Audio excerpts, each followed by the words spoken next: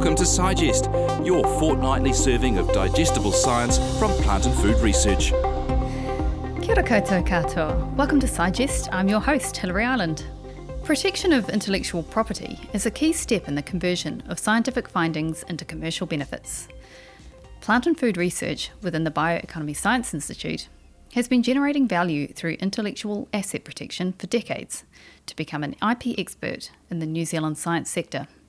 And piloting plant and food research through this transformation was recently retired intellectual property manager Sue Muggleston.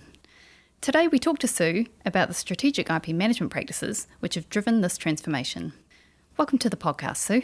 Thank you, Hilary. It's lovely to be here. We recently learned about your fascinating career in a recent Science Life for Me episode. There we learned of your pivotal role in establishing strategic IP management at Plant and Food Research, along with the wider commercial team. Can you tell us about the role you played and the role your old team continues to play in IP management in the Plant and Food Research Group of the Bioeconomy Science Institute? Yes, I guess our main role is to try to help curate the IP pipeline so that we can optimise our chances of getting commercial success.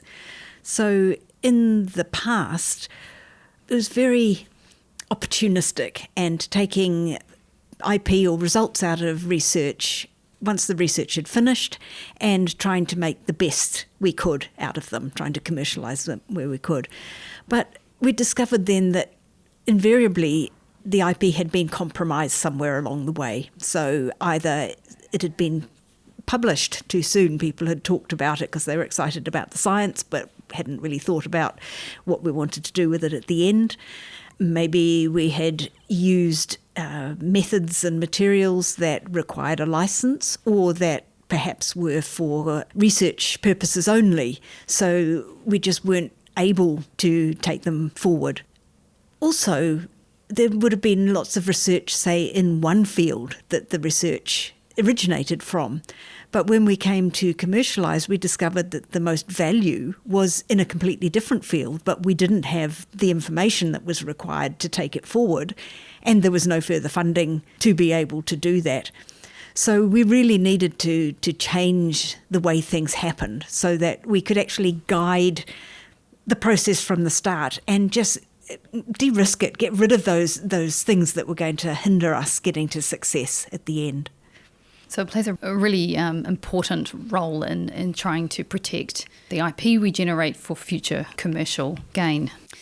So Plant and Food Research is known for its utilisation of plant variety rights, or PVRs, as a key method to protect the IP associated with the new plant cultivars it creates. And as an aside, we'll have a special episode on PVRs soon on Sigest. So how are PVRs different from other methods of IP protection? So plant variety rights are just one of the many methods, and they only differ, I guess, because they relate to plant material, concrete plant material that needs to be moved around. So there's a very specialised process for handling those, whereas a lot of the other IP is around protecting those intangible things that we need to describe and manage in quite different ways. So hence it is a different process to manage them. Okay. You mentioned that your team has played a key role in getting in early to the process so that you can make the most of the intellectual assets that are available. So when should a science team then start thinking about protecting intellectual property? I think a science team needs to think about IP as soon as they possibly can, right at the early stages of putting together a project proposal. One example that I can give there is it was for a government research program, and it was all around using a particular enzyme in this process in the food area. And when we helped them check out the patent and literature, we discovered that there was already a lot of work and a patent on the enzyme that they had intended to use. But because we had found that very early on in the planning process, they were able to think about it differently, use a completely different enzyme that hadn't been used before, came up with a much better program and a much better science outcome. So just from understanding that early on, if they'd waited to discover that, the day before they were due to submit the funding proposal, would have been a very different outcome. So I think, the earlier you can get onto it, the better. Gosh, that's a remarkable story. Really essential to be looking at the IP landscape at the same time that you're planning out your science, really. So then, from your experience, what is the ideal process or best practice for protecting an intellectual asset? Does it require quite a high degree of collaboration with the science teams and with yourselves as IP experts and commercialisation teams? Yes, I think the best outcome comes when those three strands, the science, the business and the IP, are working very closely together and working in synchrony to get to that end product. And I think that starts right at the beginning because, as I said, we're starting to look at the patent landscapes.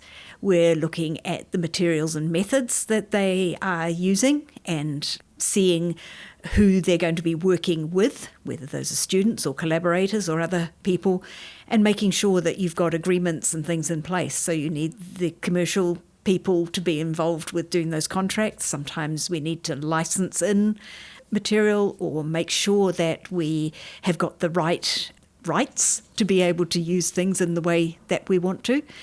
So doing that very early on is really important because then you can just be pretty sure that you are on the right track, but you do need to keep checking in because there's more patents get published all the time. There may something come up that you didn't find the first time round. You'll discover that as you continue to keep an eye on things. You might discover something completely different from what you'd expected in the first place. And then you'll need to think again about what's the IP strategy around that, what's the best way to protect it, and is it going to have a different commercial opportunity or is it going to enhance the one that you were already thinking about? So by working together, with all of those streams working together, I think then you get the best result at the end. Absolutely. And when you're thinking about the commercialisation side of things and all the different markets that you might want to apply the science in, presumably one organisation can't be the expert in identifying all the possible future applications of any given intellectual asset. So what role do partnerships play in strategic IP management? Yeah, I think they're very important. I mean, there's lots of different ways that you can start investigating how something might be used. And I think it's important that we always think beyond the field that we initially started in. So if it was something was found for controlling a disease in apples, then does it work on a whole lot of other diseases? Does it work on a whole lot of other crops as well? So trying to understand that. But in other areas, it might be something that you've developed as a tool for measuring something in horticulture, but actually the best use for it is in measuring something in the fishing industry or in medicine or something completely different. So we always have to ask the questions of how broadly, where could it possibly be used, and start thinking about that. A good example of an in-house collaboration with that was we had a technology that could be used for things like biofouling in fishing nets and things like that, but it had many other potential applications. So we did a bit of thinking about that, talking with scientists about where else it could be applied, and we had, I think there was about 4 different science groups in Plant and Food who helped to look into that to see if it would actually work in their fields. And so we did a lot of that in-house, but at the same time we were looking at the markets, and we can work through the Pre-Seed Accelerator Fund to access funds to, for example, get some market research done in the US for a particular product or a particular market segment that we're interested in. We also have accelerators, like, for example, the Sprout Accelerator. They have a program where they start helping teams look into potential markets and products, and they also can help do due diligence on the product and potential markets. So there's a lot of different ways that we can really investigate what might be the best way to take something forward. Okay, sounds like a great ecosystem there in New Zealand. So it sounds like there's quite a few different ways to protect an intellectual asset. So what are the ways to protect IP, and how do you choose the best approach for each intellectual asset? Basically, you are protecting your commercial position. So the idea is that it provides a fence to keep competitors out. So then you are starting to think about what might be the best way of protecting it in that particular environment. So if you have a particularly new, clever technology, then filing a patent on that would be good because it protects that concept no matter where it gets applied. And although it's the most expensive option, it gives you full legal protection over a 20-year period. So it's long and strong. But there may be situations where you haven't got something that is appropriate for patent protection, but you could decide to keep it a trade secret. So you might record a manual for how to do something, and that is kept confidential in many ways, and could be as far as locking it away when it's not in use and restricting the number of people who get to access it, etc. And then that keeps that part strong. Mm-hmm. Problem with trade secrets is once it's out, it's out. You can't bring a secret back, but it doesn't usually cost you anything to keep it a secret. So that's another way of doing it. And sort of touched on that with locking things away and controlling access. But if you've got a process in a factory, if someone could look through the window, see how everything's set up and work out how you're doing it, then that's actually not going to be a very good commercially secure position. So, if you can do that, then maybe you need to black out the windows and have certain areas of your facilities that people aren't able to access, those sorts of things. So really thinking about the practical side of things as well. There's things like trademarks that are more used to protect your reputation. So often when you start out, the trademark isn't worth anything because people don't recognise it or associate it with any particular product or service. But you build the value in that over time, and so that it relates to your business. And a trademark protection can be indefinite. So as long as you keep paying for the protection, it keeps going indefinitely. So you might start with a patent and a trademark. The patent is worth a lot more at the beginning because it gives you that 20-year protection and ability to keep people out. And then you have a trademark which isn't worth much at the beginning, but over time the trademark value increases considerably and the patent goes through its 20-year life cycle and disappears. But then you've got that reputational value in the trademark that people can, that is worth money as well. So you've got lots of different ways of doing that. Copyright exists in photographs or manuals or any of those sorts of things, computer code things. So there's, that exists in New Zealand at least, that exists on creation. So you just need to show that you intend to keep it as your copyright. So, it really is horses for courses. There's different tools depending on what it is that you have and how you intend to commercialise it. And so what are some of the IP or commercial success stories that have come out of Plant and Food? Well, there's a few examples that people might be aware of. We have Sentient Bio, which is a spin-out company that is built around sensing technologies that use insect receptors to do the sensing. There's also 2Before, also a spin-out company that has developed natural exercise performance products.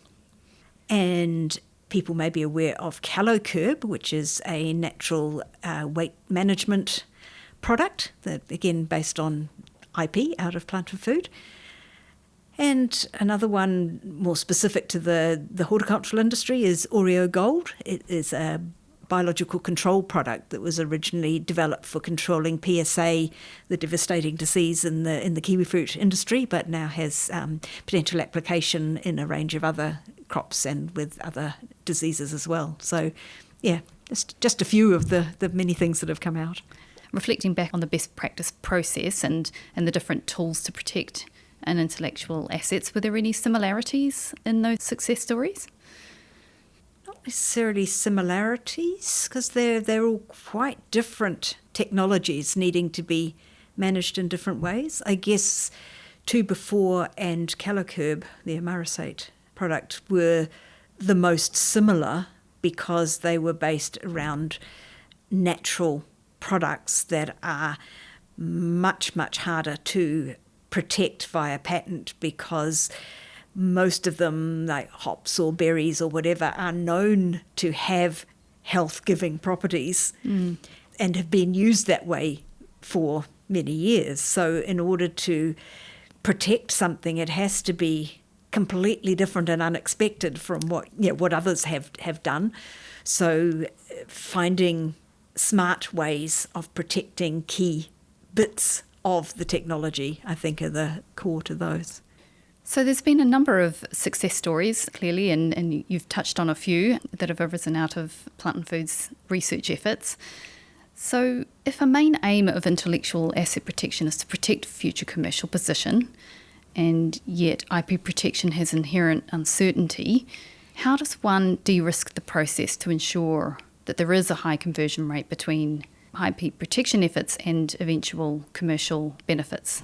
Yeah, yes, the million-dollar question. I think also is not just that the IP protection has that uncertainty, it's also commercialisation has the uncertainty as well. And it's often said that you need 100 ideas to get 10 worth pursuing to get one that's going to be a commercial success, Right. a big commercial success. You may get some others along the way as well. But that's indicating that you really do need a good pipeline. You need lots of ideas coming in. You need the assessment of them and the ability to choose some that are going to be worth pursuing and to be able to not pursue everything. Right. And then know that you need to have several irons in the fire, so to speak, in order to get one that is going to be really successful. And it's that whole portfolio approach. You're never going to get everything being successful. And so appreciating that from the start, that, it might not be making a lot of money, but if you've learned a whole lot of lessons along the way in how one commercialises in that area and what are the things that you would do differently or better the next time, then it is all part of that successful enterprise to get things coming out the other end. And so combining that with keeping the streams aligned that we talked about before and getting rid of as many of the pitfalls along the way that we talked about, the things that would compromise your position, then you're hopefully going to be in a much better position to get more things coming through that are successful. It's an interesting frame to apply to a science organisation, an important one, that the sort of appreciation that not everything is going to be a winner, but there are important lessons learned in the full integrated endeavour. And I think too that it's not a comment on the science. It might be excellent science, but just not have a commercial outcome in this manner at this time. Right. And so it's not making any critique on the science that's being done. It's just on the commercialisation of it at that time. And I guess that's quite a good segue into sort of the question of publication versus protection. And we often get the comment that, if we're following IP, we can't publish, which couldn't be further from the truth, because we actually want both to happen. It's just important to have them in the right order. Right. Because if you publish first, then your technology is no longer novel, so you won't be able to get protection on it. And if you file a patent, then once you have that reasonably strongly in place, then it's good often to be able to publish, to draw attention to the fact that you have got this new technology. So combining them is actually desirable. And I think sort of understanding what it is that you're trying to do, what you're trying to commercialise, will help you better understand what you want to publish, what you want to keep secret, and what you can publish after you've done some other things. Okay, right. Yes, very important. Again, integrate the whole process from the beginning. Start early with the IP plan and really create that future long-term vision for the knowledge. So in some areas of research, the dollars and cents benefits and impact may not be so apparent. For instance, some research for public good or research at the basic end of the research pipeline.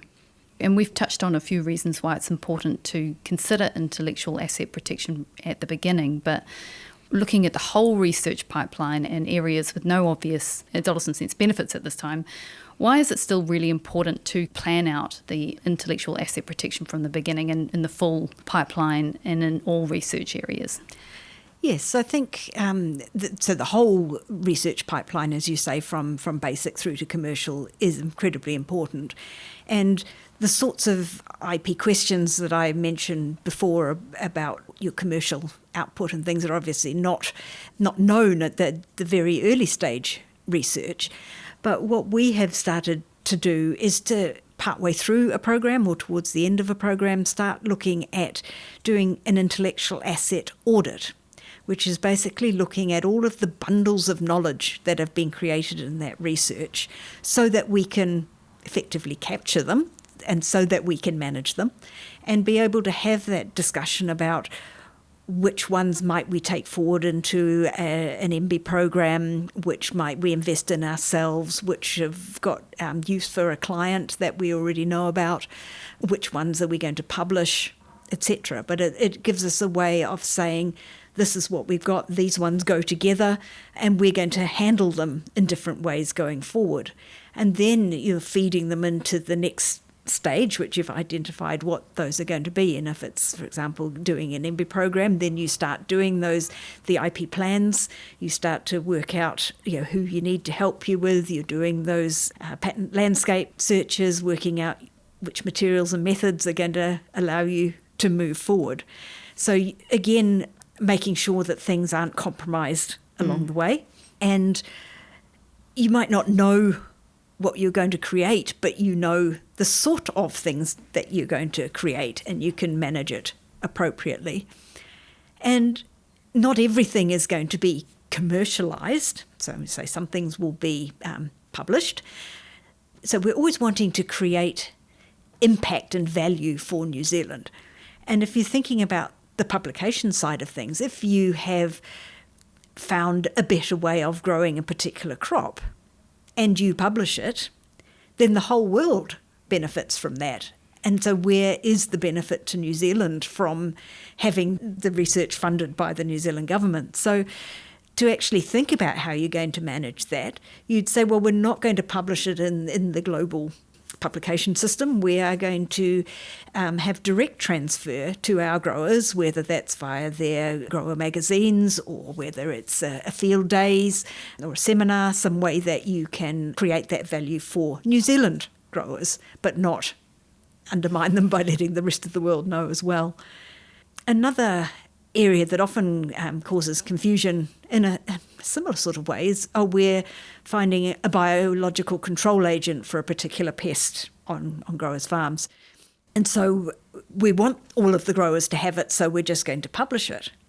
But in actual fact, in many cases, someone needs to make and supply the product that you're sending out, or grow and supply the product that's going out there. And if you have just published it, then there's going to be no incentive for any company to start making and selling it because all of their competitors can just do exactly the same.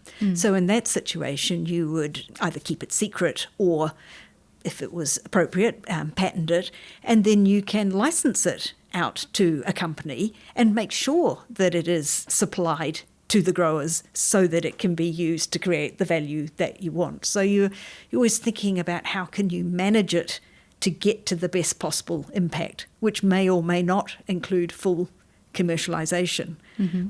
Many of the things that we've been looking at more recently is getting extra value. So it's not things that are going directly to the growers, but things that resulting from our research that can be turned into spin-out companies or products and things that are used outside of our usual sectors. So creating extra value for New Zealand.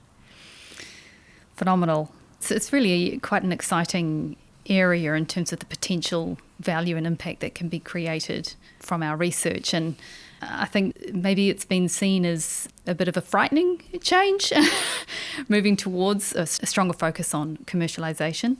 But really, it's about doing what's best for New Zealand, and it can come from all angles and in all areas of research, whether it's applied science or basic or research for public good. So it's certainly an exciting area and an exciting time for New Zealand science. Absolutely.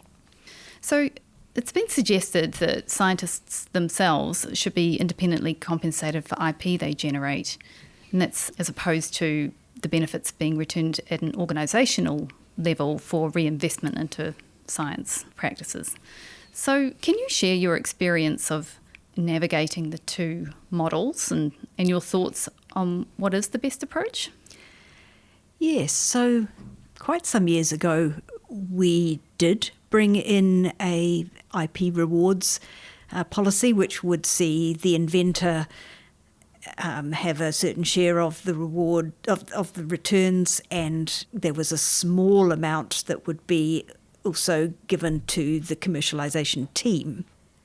That was not successful at all, and in fact it caused all sorts of ill feeling. And if I can give an example there is, say it was a new plant variety that was developed, and you've got the breeder who was the inventor, and they were always going to be in that first position because that's what their role is.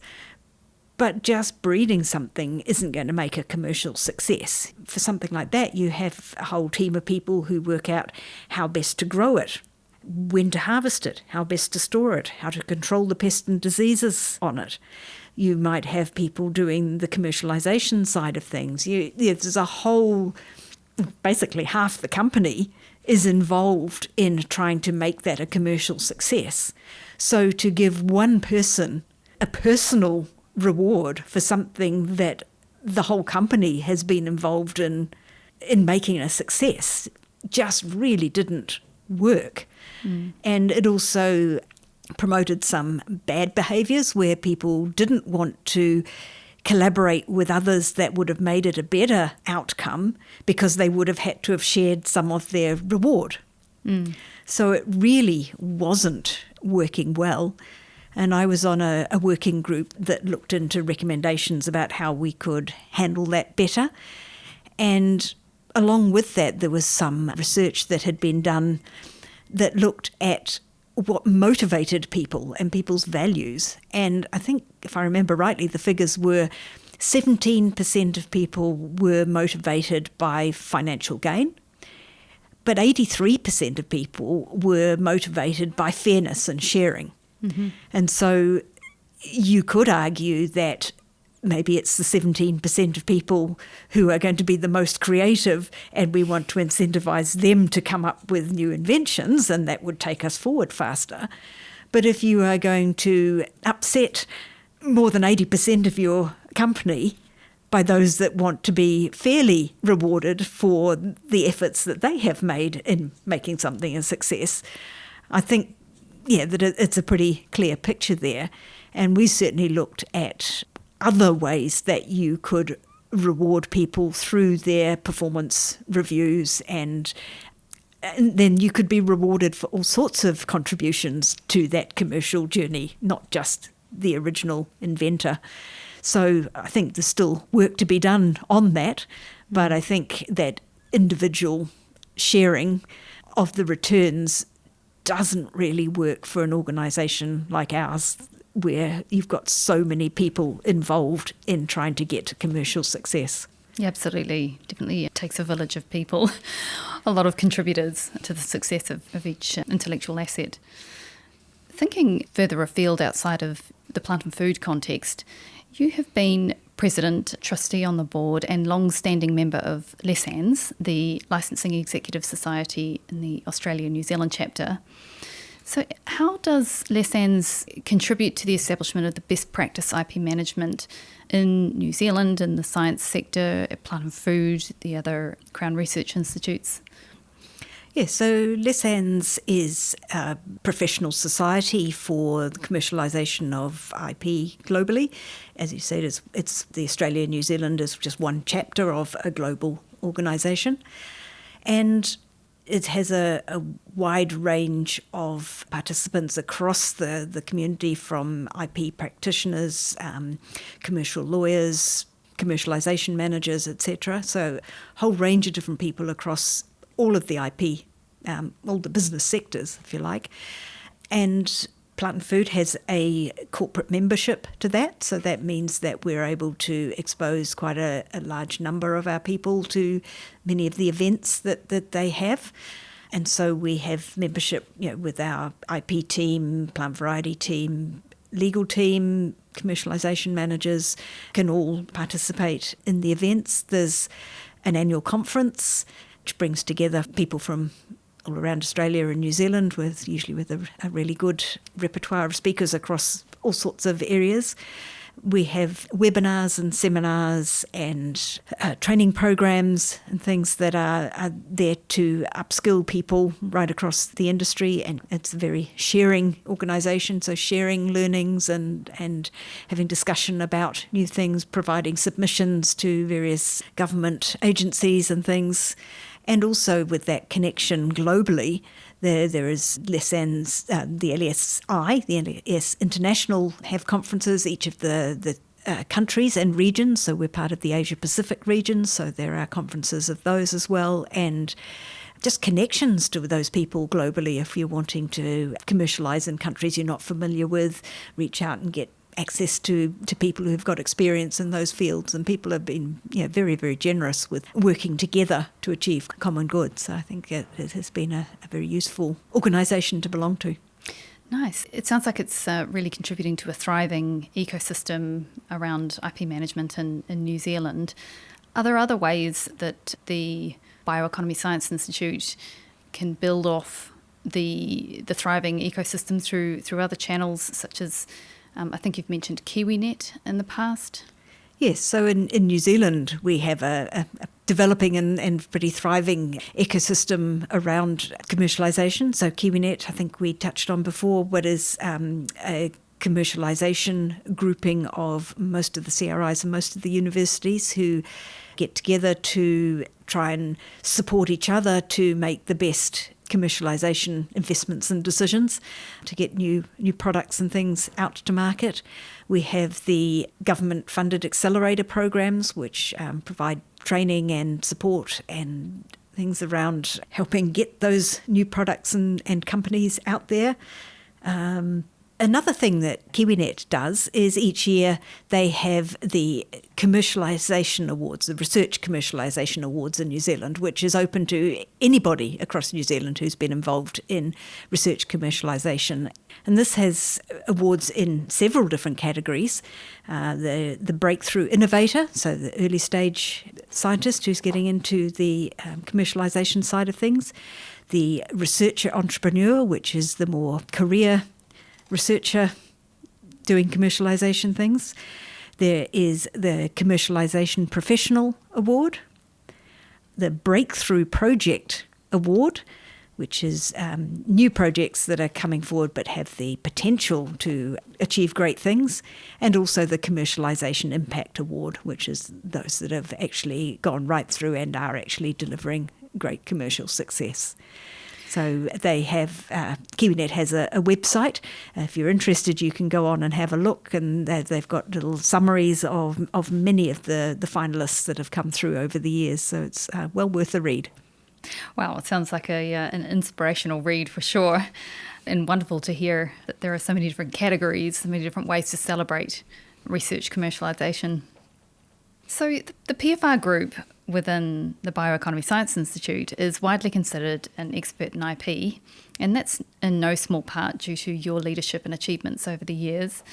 So reflecting back, what is the PFR point of difference when it comes to strategic IP management? I think the real difference is that ability to get involved as early as possible in all of our programs and right across the board where we can, getting that engagement of the science teams and the wider project teams as early as possible so that they can understand and be involved in the planning of how they're going to manage their intellectual assets, providing education that is often specific to their project and their stage and just give them the help and support that they need. And also being part of that wider ecosystem so that we're acknowledging that we can't do it all ourselves and that we get as much help and support as we can. Wonderful. So it's been a real pleasure speaking with you today, Sue. Thank you for returning from retirement to share your expertise and learnings in this important area of strategic IP management. I'm certain I speak for the entire PFR family when I say thank you for your significant contributions, which really transformed Plant & Food into the impactful organisation that it is today and will continue to be under the new Bioeconomy Science Institute banner. So thank you, Sue. Thank you. And thank you out there for listening. If you'd like to know more about the topics covered on Sigest, check out the episode pages on the Plant & Food Research website. Please also subscribe to or follow the Sigest channel and rate and review each episode. Why not give it 5 stars? Thank you and mā te wā.